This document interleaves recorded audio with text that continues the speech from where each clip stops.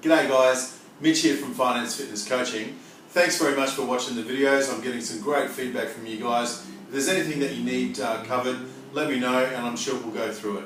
Today's video is a short one today on what's called the borrower of convenience. So a borrower of convenience is someone that's added to the loan application to help with serviceability, i.e. to qualify for the loan, but doesn't receive any tangible benefit from the transaction. So with all the lenders, this is basically not allowed. You are not allowed to have a beneficial, you're not allowed to have a borrower of convenience on the loan. There must be some benefit to all parties. Now, there is some exceptions to that if you're in a de facto relationship, but if it's a mother and a daughter, like we're doing one right now, the beneficial ownership of that mother has to be put on title. A minimum of 10% ownership has to be done on the actual title of that property for us to use the mother's income on that loan application.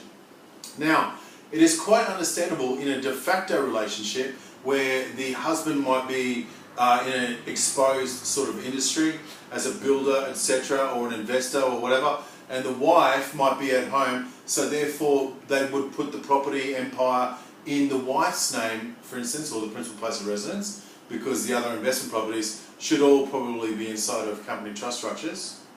But say for instance this is a de facto or married relationship, then this can also be for same-sex couples as well, by the way.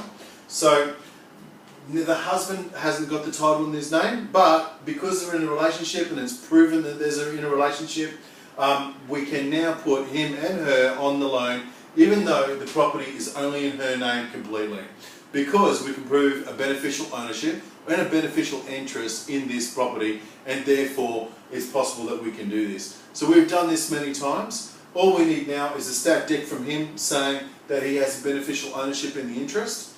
Now, if this property was going to be owned as a company as trustee for a trust, and it was an investment property, not the principal place of residence, then we would need a stat deck saying he's getting a beneficial ownership in the property, but more than likely we would also need independent financial advice certificates saying that he has that ownership interest in that property, and therefore we can get the loan.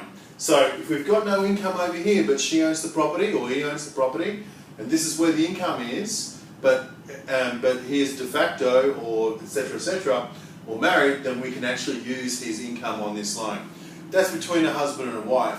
Between other siblings or joint venture parties, the beneficial interest has to be a minimum of 10% on the title. So you would most likely be tenants in common with a percentage ownership that would be shown on the title. So a little bit today on the borrower of convenience and the beneficial interest rule. Don't forget to leave some comments underneath there if you like, and talk to you soon.